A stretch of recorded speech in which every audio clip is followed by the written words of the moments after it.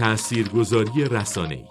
رسانه‌ها با تولیداتشون سعی دارند که پیام‌هایی به ما ارسال کنند و امروزه در این شلوغی پیام‌های رسانه‌ای برای اینکه پیامی مورد توجه و مقبولیت ما قرار بگیره باید ساخته و پرداخته بشه. یعنی روی اون کار بشه تا بر منطق و احساس ما تأثیر بذاره. در ادامه چند روش تاثیرگذاری رسانه‌ای رو با هم مرور می‌کنیم. فن تکرار. پیام‌های رسانه‌ای هر چقدر بیشتر تکرار بشن بیشتر در ذهن ما تثبیت میشن و همین امر موجب اعتماد بیشتر ما به اونها میشه. این تکرار به دو روش انجام میگیره. یکی از روش‌ها تکرار تصاویر، صداها یا کلماتی خاص در درون پیامه برای اینکه معنای اصلی پیام در ذهن ما مستحکم بشه. راه دیگه تکرار کامل و چند باره پیام برای مخاطب و در محیط اطراف اونه. مثل آگهی‌های بازرگانی تلویزیونی و تابلوهای تبلیغاتی کوچک و بزرگ در سطح شهر که یه تبلیغ رو همزمان و چندین و چند بار تکرار میکنه. استفاده از زیبایی. زیبایی دوست داشتنیه و هیچ کس نیست که این موضوع رو انکار کنه.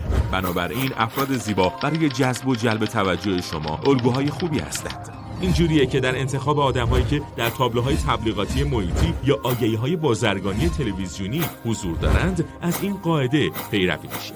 مثلا از افرادی که دارای موهای سالم و زیبا هستند برای تبلیغ شامپو و نرم کننده مو استفاده میشه. فن تطمیع. در این روش سعی بر اینه که حس طمع در مخاطب تحریک بشه.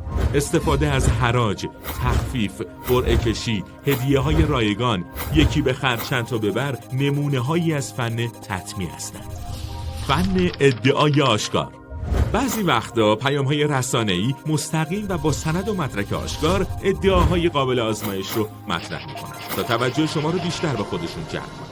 به طور مثال وقتی مقابل دوربین از زبان یه نفر به نمایندگی از سازنده یه محصول بهداشتی میشنویم که اجزا و عناصر تشکیل دهنده محصول از مواد گیاهی و طبیعی انتخاب شده، در واقع این تبلیغ سعی داره با این روش شما رو قانع کنه که به شیمیایی نبودن محصولش اطمینان داشته باشید. اما آیا این برای شما امکان پذیره که اون محصول رو به آزمایشگاه ببرید و درستی و نادرستی این ادعا رو مشخص کنید؟ این روش‌ها همه سعی دارن به زبون بی زبونی به شما بگن به ما اعتماد کنید و حرف ما رو بپذیرید. اما شما باید هوشیار باشید و حواستون جمع باشه تا به سادگی در تله‌های منطق و احساسات رسانه‌ای نیفتید.